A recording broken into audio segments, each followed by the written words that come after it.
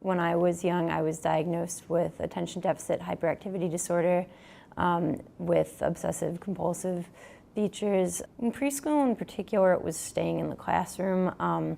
I would just leave and run everywhere. I was super impulsive and I couldn't really be controlled, and preschools would kind of just throw me away as I was kicked out of them. And by elementary school, it kind of manifested more with really socially inappropriate behavior. I always placed in the spelling bee. I read at a higher level than any of my peers.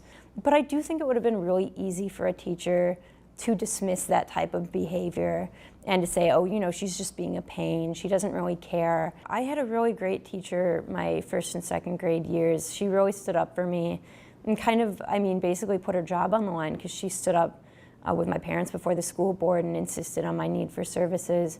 I have very fond memories of her. She was always great towards me and made me feel very special and important. I had just general therapy, and then I had kind of like a behavior therapy. I had all these therapies that benefited me. I've had so many people work with me, but none of it could have had any effect without the medication. Like, the medication kind of paved the way for those to be able to work. The initial turnaround, I would say, was sometime around early middle school. And I honestly think that that had a lot to do with me joining the band. I had the IEP plan, but I wasn't really using it anymore. I didn't really need the services. So I think just having kind of that structure and something to practice and something to work for maybe just calmed me down. And I've always really liked music and found it relaxing, so that probably helped. In my junior year of high school, we finally found a medication that worked for me.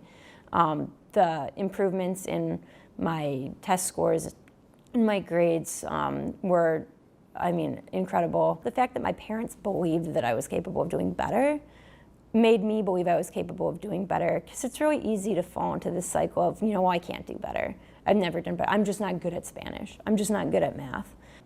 As of right now, I've recently graduated from Lawrence University with a Bachelor of Arts in Psychology and a Bachelor of Music in Clarinet Performance.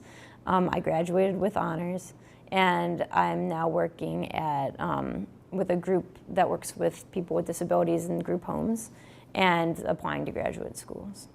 Mental illness does run in my family somewhat, so it's always just something I've been comfortable talking about and joking about. I've seen how hearing other people talk about it has inspired them to be more open about their own mental health issues and talk about it. And that's important for people actually reaching out and getting help.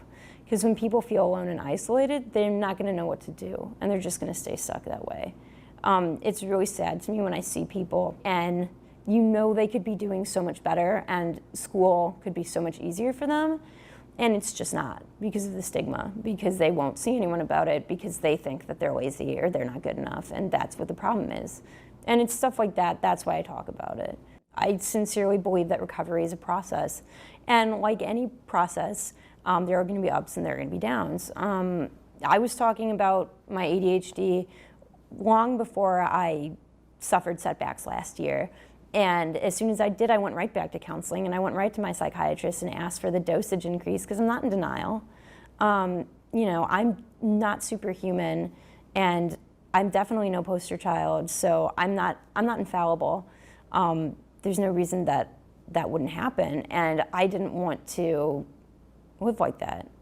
That wasn't something I was willing to settle for. But I think for me it is very important that I do see recovery as a process. You don't just hit this peak and all of a sudden you're recovered forever and everything's happy.